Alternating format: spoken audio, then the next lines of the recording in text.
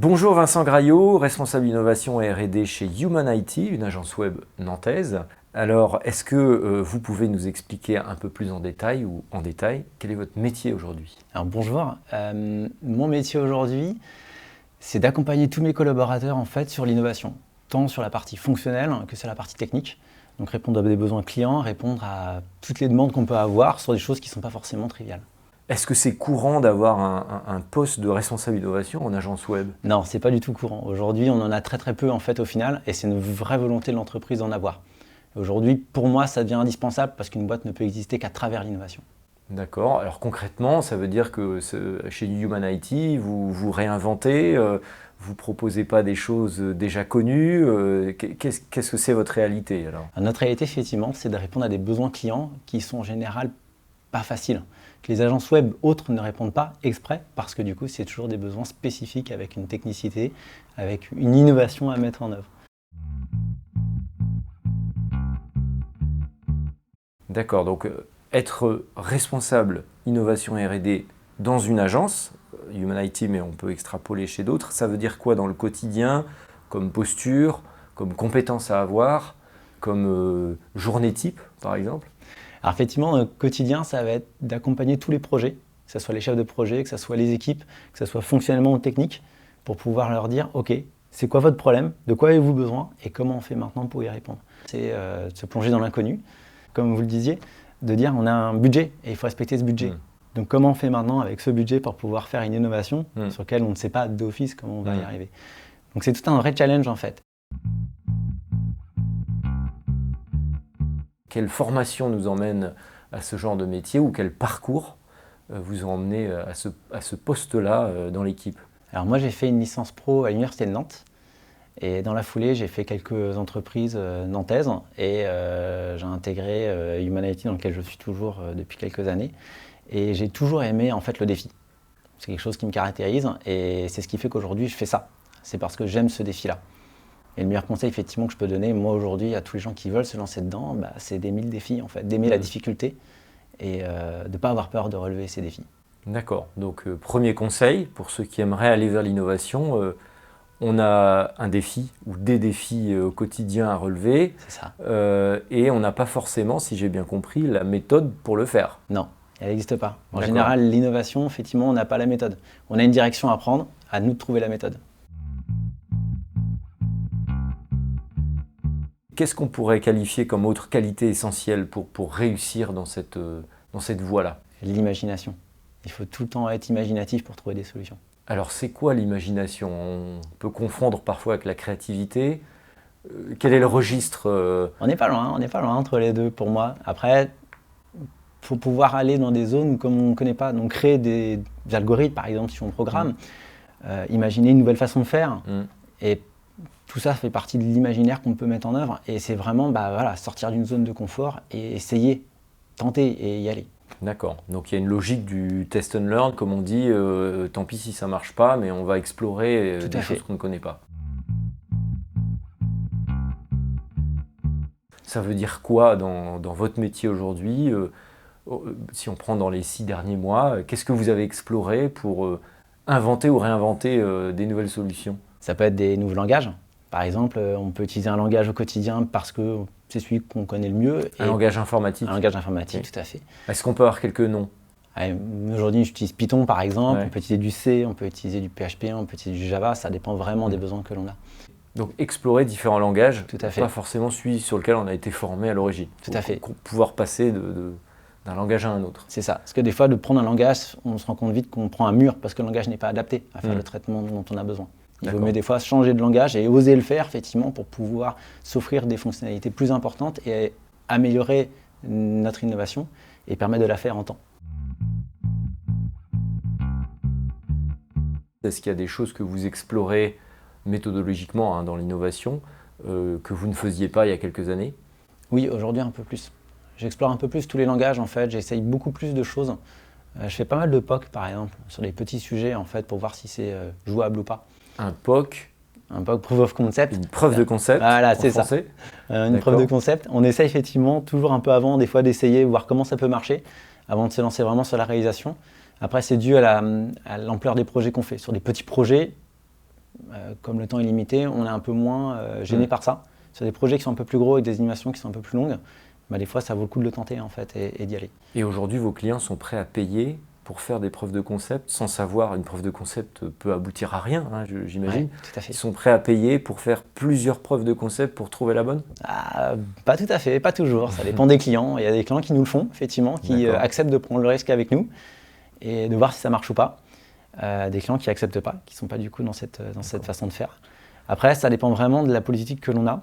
On a des projets, par exemple, en interne qui sont vraiment de la recherche, où là, on n'hésite pas effectivement à aller prendre des murs. Alors, vous avez parlé de recherche. Au-delà de Human IT de l'agence, c'est cette dimension recherche dans les métiers de l'innovation, dans le métier du responsable d'innovation, quelle part ça prend? Peut-être qu'on peut parler de recherche fondamentale ou appliquée pour faire la différence classique. C'est quoi votre réalité sur ces deux axes? Aujourd'hui, j'arrive grosso modo sur une semaine à faire à peu près une journée entre l'innovation et la recherche sur une agence web de taille humaine. Donc un jour sur 5, vous êtes dans une activité de type recherche. Tout à fait. Alors il y a quoi dans cette recherche, pour être plus précis? Comment ça va se matérialiser, votre recherche? Ça va se matérialiser, aujourd'hui le sujet de recherche qu'on a nous en interne, qui est un sujet de recherche en partenariat avec l'Université de Nantes, où là effectivement il y a des outils à développer, il y a des méthodes à développer en fait. Et nous, on a des outils de mesure aussi à mettre en œuvre et à diffuser. Donc, c'est toute cette partie-là, aujourd'hui, qui est à gérer et discuter avec l'équipe d'analyse de données chez nous qui fait le traitement des données. D'accord. Donc là, vous nous parlez finalement d'un axe de recherche défini sur lequel vous êtes engagé sur un temps donné avec l'université et qui vous mobilise un jour par semaine. Donc, c'est un choix, c'est un projet finalement long terme, un projet dans la durée. C'est un projet de recherche qui dure depuis à peu près 2 ans et demi maintenant. Et qui a probablement perduré encore quelques années.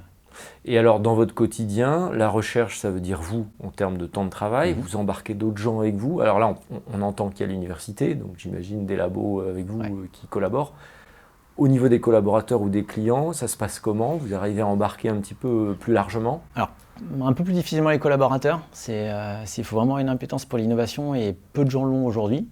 Embarquer des gens dessus, si les gens ne sont pas motivés pour y aller, c'est pas évident non plus. Alors on parle beaucoup, en tout cas à Disrupt Campus, on parle beaucoup d'intrapreneuriat, c'est faire confiance à l'innovation par le salarié, qui est souvent une innovation d'usage confrontée à un problème.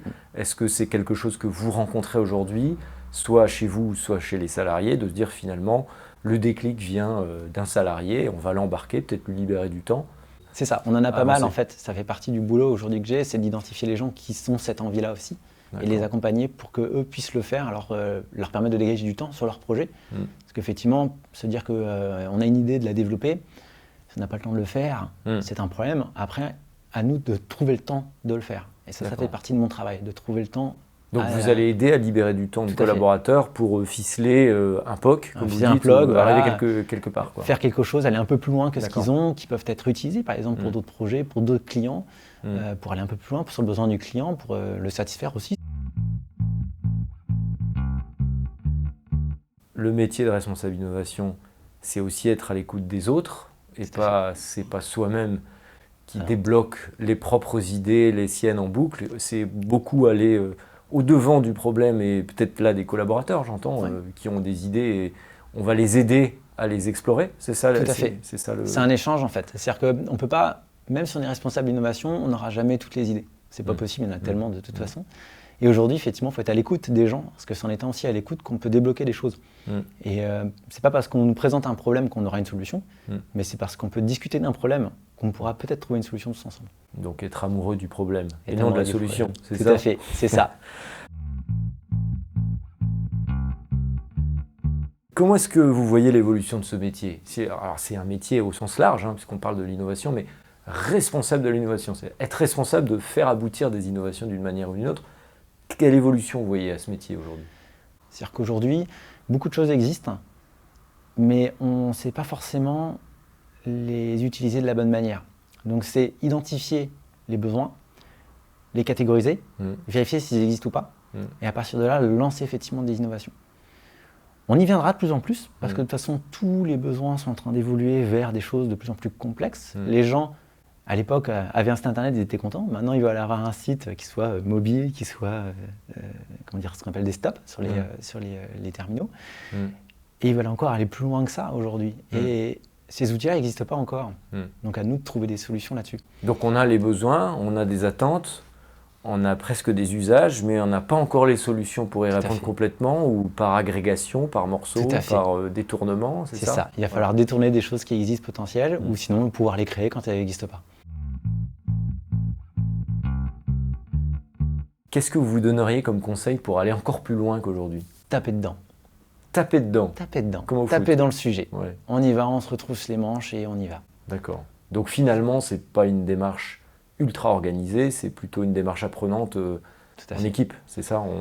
On n'est pas un sachant de l'innovation, mais on embarque. Ça. On embarque les gens et on fait de la recherche, on regarde ce qui se passe sur le net, on regarde ce qui existe.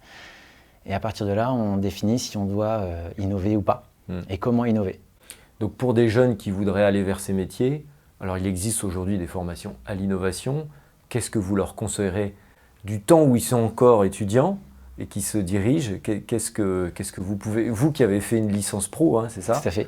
Et puis un parcours derrière, quel est votre principal conseil à ces... D'essayer plein de choses innovantes. D'essayer tout ce qui tombe de l'IoT, l'Internet des objets, des nouveaux concepts, de la lecture optique, tout ce qui peut leur passer par la tête, tout ce dont ils ont envie d'étudier, qu'ils le fassent en fait, qu'ils engrangent en fait cette information-là, qu'ils se fassent de l'expérience avec ça, et de tout ça, ils vont pouvoir construire autre chose en fait, et encore aller plus loin.